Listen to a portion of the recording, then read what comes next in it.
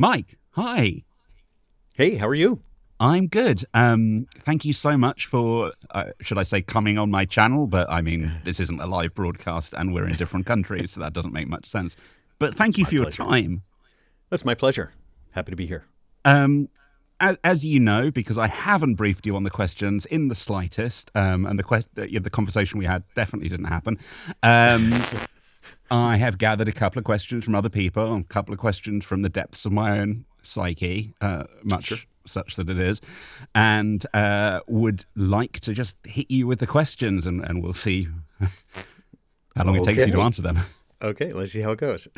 So the question I think is the best one to always start in this kind of thing Mhm. is what was your trajectory that led you to becoming a voiceover actor? Sure. It was a confluence of nice events that happened in a very unexpected way for me in particular, and it goes back to meeting a woman, if you can believe it. So I met a woman. We started to date and fell in love. Decided to get married, and I was going to move to her city. Interesting. And in the effort to meet new people, I like to take classes. I'm always taking new classes and stuff. And so Hmm. at the local university, I was going to sign up for a class, I don't know, black and white photography, underwater basket weaving, or whatever it was, just to try and meet other adults Yeah. because I didn't know anybody in my new city.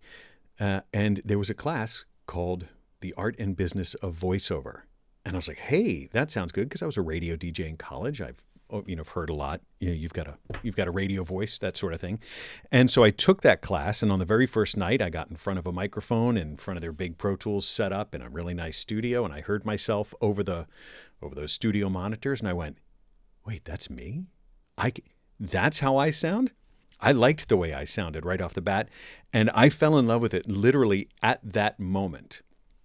That day, I went after that class was over that night. I went on Craigslist, bought a microphone, a cheap microphone, started practicing, and at the end of that semester, 12 weeks later, we had somebody come in and mentor us. She became my coach. One day, we were working out in a studio, just doing some practice. Back when we used to all meet in studios together, and her agent happened to be in the building. He signed me that day, having 12 weeks experience, and it sort of became my avocation for a long time. It was my hobby. Practiced every day, recorded every day, just really tried to work on my craft and try and earn some gigs. And then over the course of time, the desire to be in the corporate world diminished and my desire to be a full-time voice actor increased, and I've been fortunate enough to been able to make a career out of it. Been full-time for several years now. So you're in the corporate world. Do you mind me asking kind of what you did? I was a long time. I was a developer for a long time back in the beginnings of the web as we knew it when we called it the information Oh yeah, superhighway. I because was you totally look like a developer. Yeah. and I was a developer for a long time. I had there was a patent with my name on it, and then I became a manager, a supervisor of a development team. My skills started to atrophy, and it was in the real estate technology arm of things. And as I became a part of middle management and I supervised big staffs and stuff like that, it just became progressively less interesting over time. Huh. So, oh, I don't know which question to hit you with. Sure. Okay, so again, not having briefed you on the order of the questions, I'm gonna Yeah. mess you around and change the order of the questions. Okay. I guess that kind of leads on to kind of where you nowadays get your work from. Are you still with the same agent? Sure. Now I have multiple agents, as many voice actors do. You start to get agents that are in different regions of the country. So I have different agents in different regions of the country that source work for me. But just like many other voice actors, I also belong to some of the pay-to-play sites. So if there are days when I'm not getting auditions from my agents, I can go over onto the pay-to-play sites and see what I can do there. And then over time, I've also built up relationships with clients over time for repeating work. So I am the voice of certain companies. They just come to me and I'm their guy. So they have a consistent voice, whether it's their phone system, their IVR system, or all of their e-learning stuff or corporate training, any of that stuff. There's some companies that I've just developed relationships with over time, and new work just appears in my inbox from time to time, which is a nice thing to have. And I guess this answer very much depends on the person, because you ask 3 voice actors, they're going to say 3 different things to this. But Sure. which pay-to-play sites have you had success with? I've had success on several of them. I was on Voices for a long time. I just don't happen to be on Voices right now. I know that there are people who have philosophical ideas about all these different pay-to-play sites, and whatever your philosophy is on them, that's great. I have found that BoothJunkie and VoiceRealm have been more lucrative for me for whatever reason. I vibe with the jobs. I vibe with the site. I don't know what it is. But those 2 have been probably most lucrative for me. That's interesting. I haven't actually heard of VoiceRealm, and I've got a list of loads of websites. I think they're right there in your country. If I'm not mistaken, they're a UK company. Oh, well, I will have a look because, if my listeners / viewers hadn't worked it out after so long watching me, or the fact that my website ends in .co.uk, I am indeed German, British. So, like me, I think, Mike, you are a bit of a nerd when it comes to the audio engineering side of things as well. I am. And you love your microphones, you love your gear. I do. So this is a little like asking which is your favorite child if you've got like 100 kids, but what are your favorite 3-ish microphones at the moment? At the moment, yeah, sure, because it does change. It does change over time. Mike, I'll tell you what I'm currently using the most, and I suppose that would make them my current favorites. Depends on the kind of work that I'm doing, but over my shoulder you can see that there's a mic in that booth. That one has been my go-to microphone in my whisper room for probably a year now. That is the JZ Labs Vintage 67. It vibes with me. As mics go, it's moderately priced. Not a cheap mic, but not one of the hyper expensive like aspirational mics. What's it, $700-800, maybe $1,000? I forget. But the JZ Labs Vintage 67, I really like that mic a lot. And I assume it's meant to sound like the original U67. I've never actually heard an original U67. I'm sure it's inspired. I'm sure it's inspired by that. I have no idea how it would actually compare. I just really like the way it sounds on my voice. I was also using the Telefunken TF11 quite a bit. That's got a nice deep sound without being muddy. Really, I like it when a mic brings out the bass in my voice. Yeah, that's one of the things I really like. And so those 2 mics really bring out the sort of the resonance in my voice without becoming a bass monster or being really muddy. And then probably the other one I use still more than anything is my 416, my trusty Sennheiser MKH 416, which I've had for 10 years. And another, muscular, clear mic. It has that ability to cut through. The 67 is a warmer mic. This JZ Labs one is a warmer mic. It doesn't have quite the presence, which I find is good for more long form narration. Whereas the 416 does have a lot more presence to it. It really cuts through. Those are the ones I'm using, but I've gone through lots of favorites. I return to old favorites all the time. My TLM 103, my U87. I use lots of mics. Yeah, I think people will be familiar with my torturous analogy that I always describe an MKH 416 as a clarinet. And it's got a long history of the first time I got a wooden clarinet as a kid instead of a plastic clarinet. And the way it sounds just reminds me of a wooden clarinet. Interesting. And in my head box that I record in, it's unfortunately too big. And I'm currently flirting with the NTG5 as a substitute. Sure. A great mic. That and my Deity 3S, which is ridiculously small but does not remotely sound the same. Right. Sorry, sidetracked by That's talking okay. about microphones. Could talk about that all day. Yeah, no, I'm exactly the same. I think what many people will know you for, despite the fact that you are booth junkie, and a lot of your videos were about booth building originally and kind of your recording environment. Yeah. I think nowadays most people tend to associate you with Reaper. Yeah, I'd say that's probably true. And you heavily inspired my recording audiobooks with Reaper course, which most of my viewers will have come across me via that. You are who pretty much anyone will recommend to watch the first time you like setting up Reaper for the first time. But what I would love, if you are willing and able, is to see some of your favorite tricks, shortcuts, the magic that you find that Reaper provides you that kind of saves you time, saves you effort. Oh yeah. Okay. It would probably make sense to preface some of what you'll see with one of the things that I really like about Reaper, and you hear this all the time in the Reaper discussions, is how customizable and extendable Reaper is. Some of the stuff that I'll show you is definitely not baked into Reaper. Reaper really has the ability to conform to workflows that make sense for you. Mm-hmm. So a lot of this stuff that I'll show you, not built into Reaper.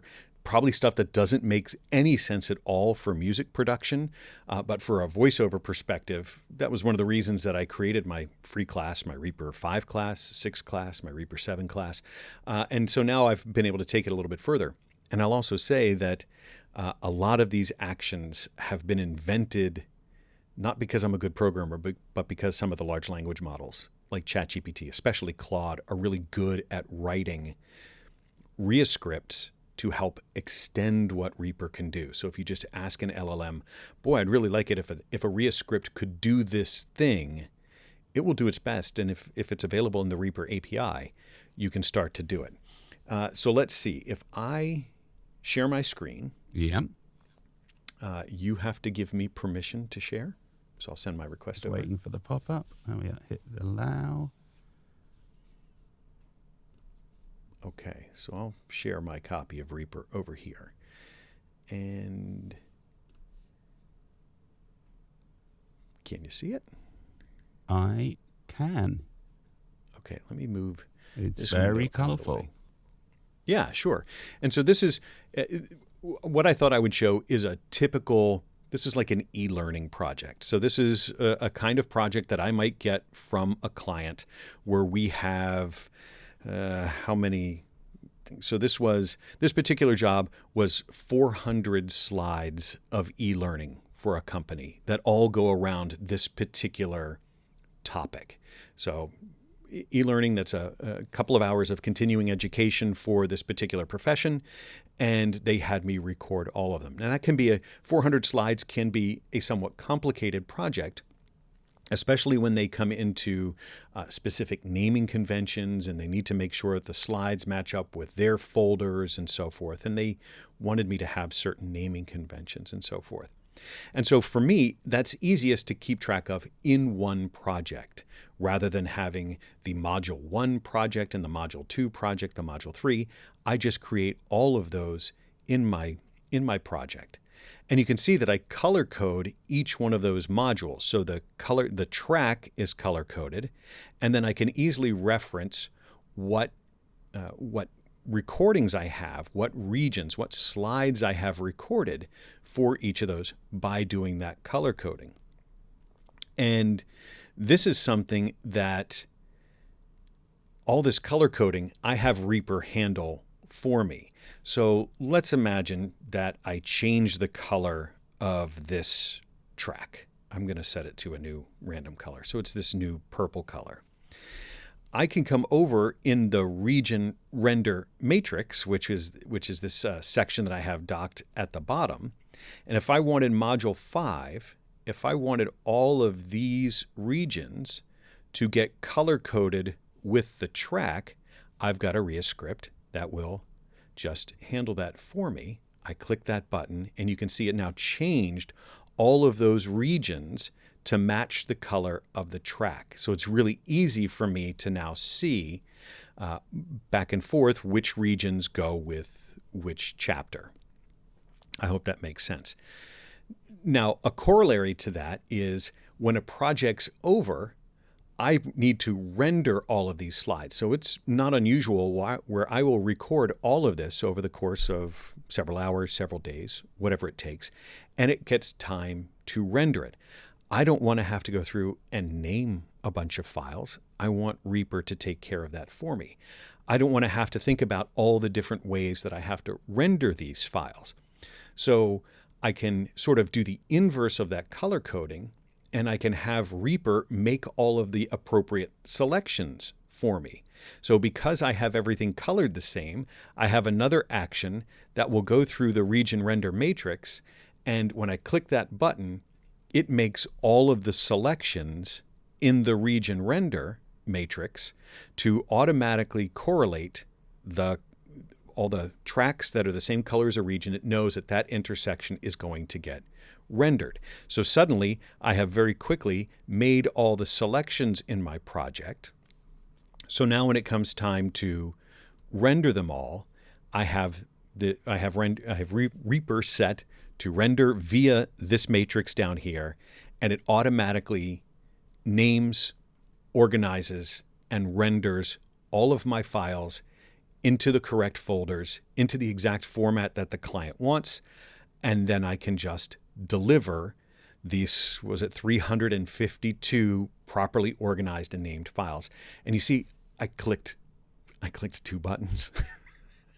I mean, for me, that is incredibly time-saving. If this is something I do a lot of, then those buttons save me tons of time, and they're a lot more accurate than me trying to go through and make the correct selections, trying to select the different boxes from the region render matrix. 2 examples. Now, where I think Reaper can go one step even beyond that is I've got this, it's rendered. I now need to generate an invoice.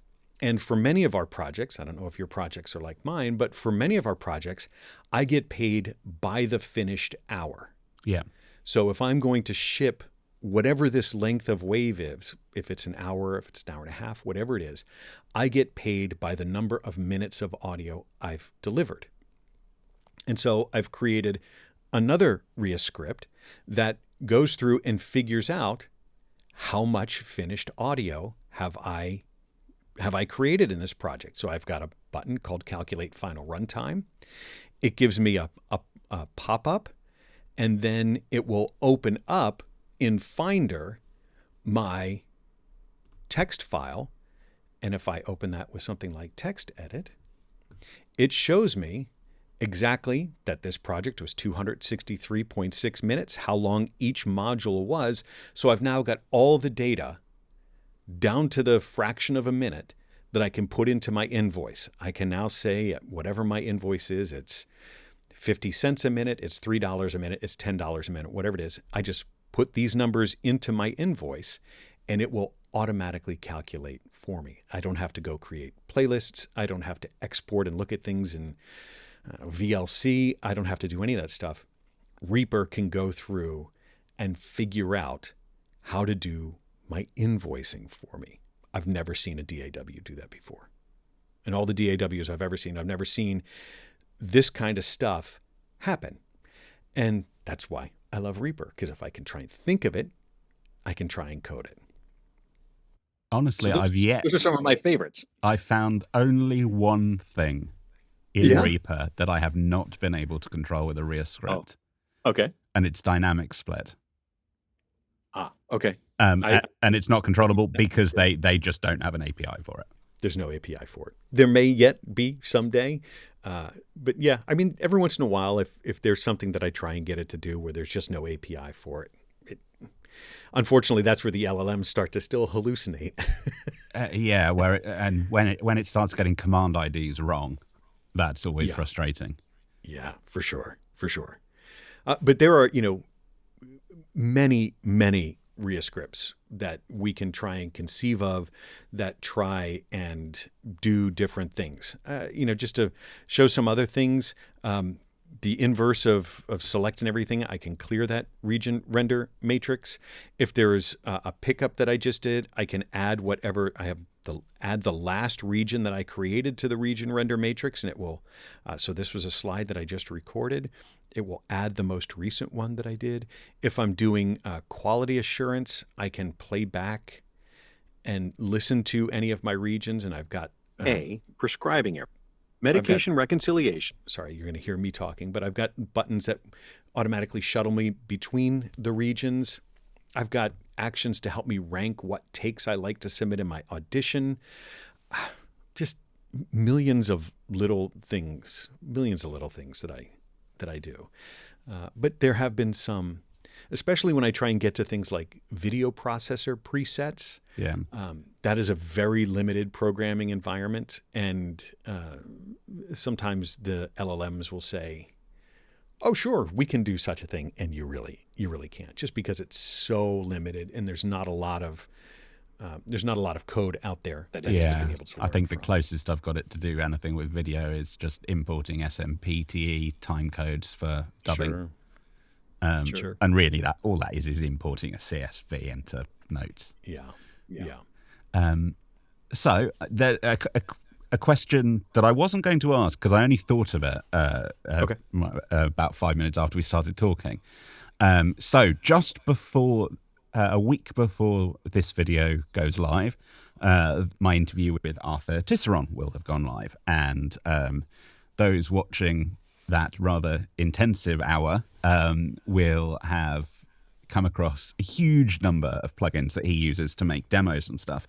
Now, I appreciate a lot of the time you don't get to do your own audio engineering, but I suspect that you still will have an answer for this, which is, what are your favorite plugins? Well, there are some that are just indispensable for me. Isotope RX has been absolutely indispensable, and it's really for 2 or 3 major ones. Voice denoise, mouth declick, they're part of my default project. They're in everything.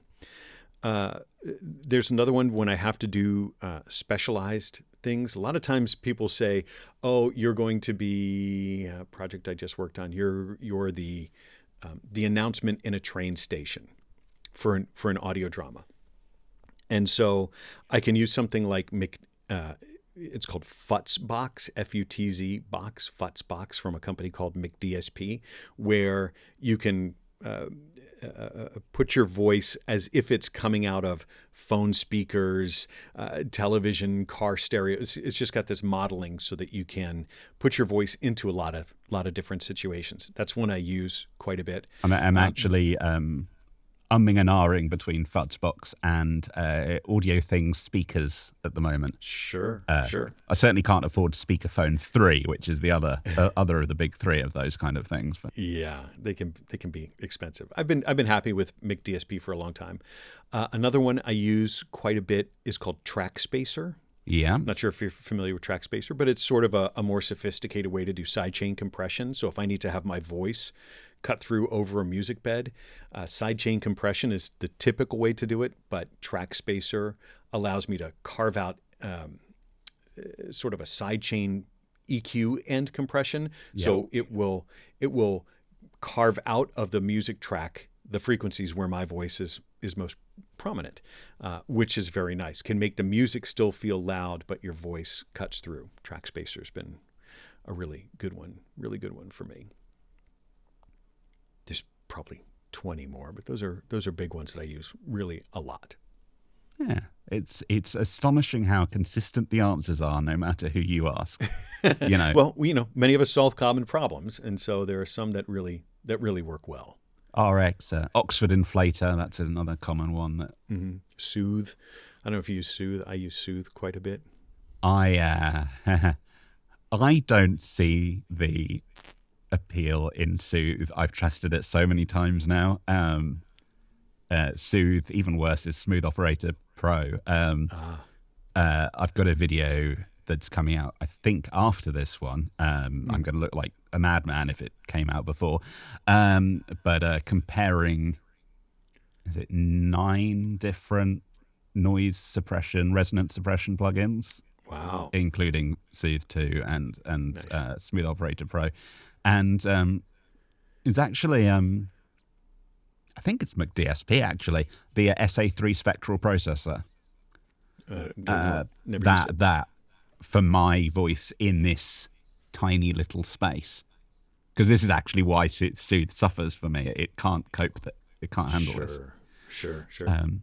Cool. Well, I've got one more question. And it might be a small one, and it might be a big one. Oh, boy. So, Okay. what question that I have not asked do you think you should be answering? What? Or another way of saying it, come up with a question yourself, Mike. Sure. A question that I get a lot, and one thing I like to tell people is, especially when you're starting your voice acting career, right? We started this interview with my voice acting career, is how much practice we actually need to do as voice actors. And, there's the, how did you get started? And my trajectory is my trajectory. But what we don't say a lot of times is how much practice goes into getting those first gigs. I talk to lots of voice actors because I coach one-on-one. I talk to lots of voice actors, and they've never done long form, but they say, how do I get an audiobook? And I think that's sort of the wrong way to approach it. You're setting yourself up for more difficult work and so forth. So we have to treat both our voice and performance like an instrument that we learn, and we have to think of our DAW as an instrument that we have to learn how to use. The allegory or the metaphor I often use is, if you want to go play guitar on stage at Wembley Stadium or Madison Square Garden, you don't start with, I bought a guitar yesterday, how can I get to Madison Square Garden, right? There's a lot of prerequisite practice that you need to do. Learn your scales, learn your music theory, learn your finger dexterity, learn how to use your amplifiers and all of your tools and all those things, so that when it comes time to be on stage, nothing will intimidate you. You know how to handle those situations, that you're not learning on the fly while somebody else is paying you. Recipe for disaster. So I think that the question is, how do I get my first gig? How do I get my first thing? It's after practice. You should be practicing your craft all the time, talking into the microphone, trying to do certain projects. Can you produce your own demo? Even if it never goes out into the real world, do you know how to sidechain compress? Do you know how to do the equalization? Do you know why you make certain equalization things? Do you know about mic technique? Do you know how to stop plosives? Do you know how to sound less sibilant? Do you know how to do many of the different things? Have you actually tried to record an audiobook? Have you actually tried to hit a 5-second spot where you have to say a sentence within 5 seconds? Do you know what that feels like? Do you know what it feels like to hit a spot within 30 seconds? Because the people who have hired you, if they say you're at 37 seconds, I need to cut 7 seconds out of there. Gosh, you hope that's not the first time that you've ever had to do that. That's things that you need to practice. So there's the practice of voiceover, recording things that never see the light of day, just to know if you can. And I don't know what the question would be for that, but that's what I get. So something I've noticed, you get this a lot. I frequent the voice acting club on Discord a lot, and I suspect a lot of the viewers will be members. And you see a lot about, the best way to practice is audition. Failing at your 99 audition so that you're successfully your 100th. Which I totally get and kind of agree with for short stuff, for audition length stuff. But at the same time, people might be 500 auditions down. They're still using Audacity. They don't understand mic technique. Right. And I'm with you. I think while a lot of people forget that the most important part of voice acting is probably the acting rather than the voice, actually, some of the other most important things are neither the voice nor the acting. They are, if you know how to engineer your own audio, you can make life so much easier for a client. Oh, for sure. Absolutely. And I'm in the habit of I get a lot of my work through Voice 123. That's my pay to play site of choice. I'm only on two of them, and the other one I haven't had much luck with.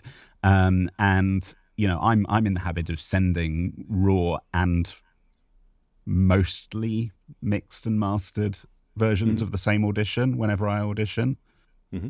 And when I started doing that, my booking percentage went up from like 10% to 50%. That's great. It's only been a month or two I've started doing that. But, it was that moment when I thought, how can I make this a bit easier for the other people? Right. And I think that's missed. But then again, my space is audiobooks, e-learning, commercials. I don't really have the right temperament for character work. I'm a bit too slow and ponderous, I think. I'm not sure what my train of thought was. I might edit out this bit entirely. I do think that what you're getting at is you start to train your ear in order to become more proficient at the kinds of work that you want to do, right? So getting auditions is definitely a good thing. Firing off your auditions is a good thing. Firing off your auditions and then forgetting about them is a good thing, so that you don't become emotionally attached to the auditions that you'll never get feedback from.